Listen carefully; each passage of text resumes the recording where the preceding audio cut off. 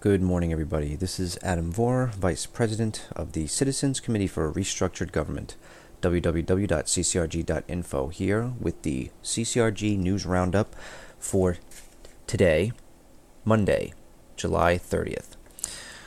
Don't have that many news stories today. There's so much stories that are in the mainstream news that I've just kind of been watching from afar and not really reporting that often because, to be quite honest, everybody, the news depresses me. So I've been trying to stay positive. But here are the stories that we do have for today.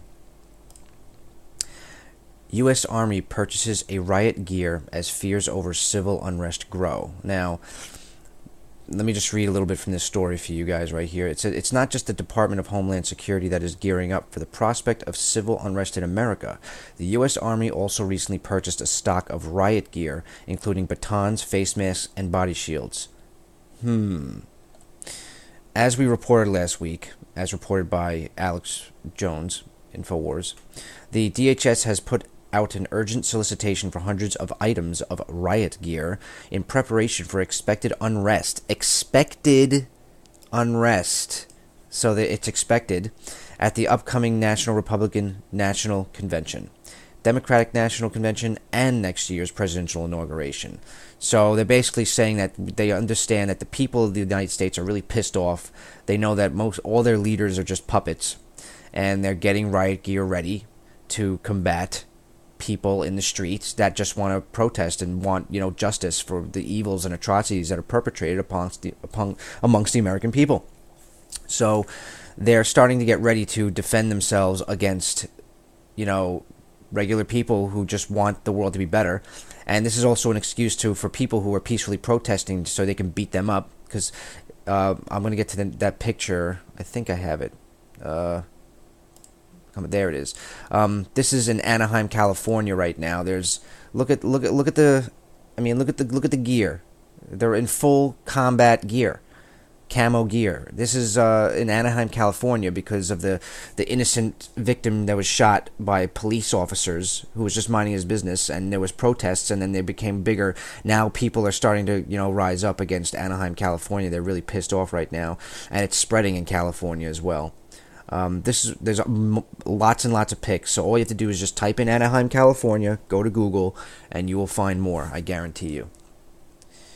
Now, this is from the Olympics. This is the opening ceremony on Friday. Apparently, this is a giant Voldemort, and that's supposed to be that's the child on the bed. You know what I'm saying? It's supposed to be a representation, quote unquote representation, of the British health system that they want to turn into. But the bottom line here is, if you look at the next picture, they bring out, it's a dead baby, all right?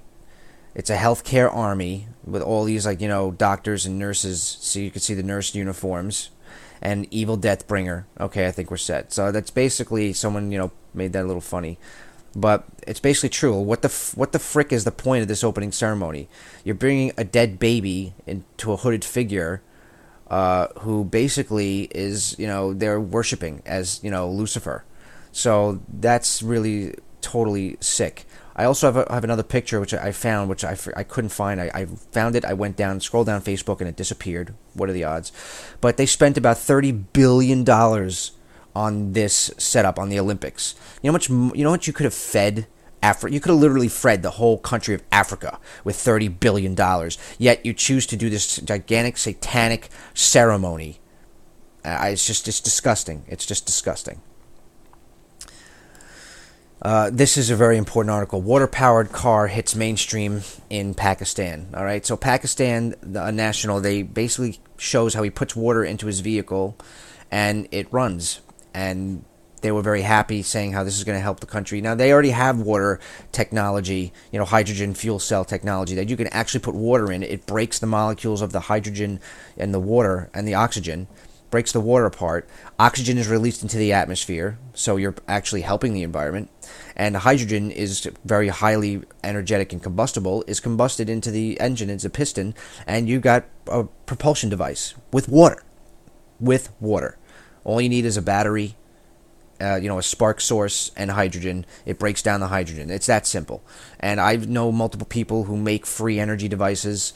And the bottom line here is it's just, well, technically it's not a free energy device, but you can run your car on water. I mean, come on. Water is everywhere. You know what I'm saying? Next thing, they're going to be charging you for water at the water station.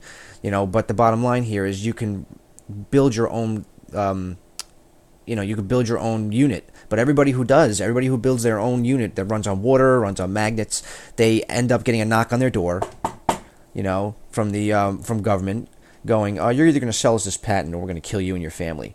And the people who refuse, they disappear. You never hear from them again. Look at Troy Reed. Look up TroyReid, Troy Reed. His video is on our website as well. His video is right there. Okay, that's the video. You can click on that link and watch it. All right, and Troy Reed, he made an electromagnetic engine car, made an electromagnetic engine that powers your house. Okay.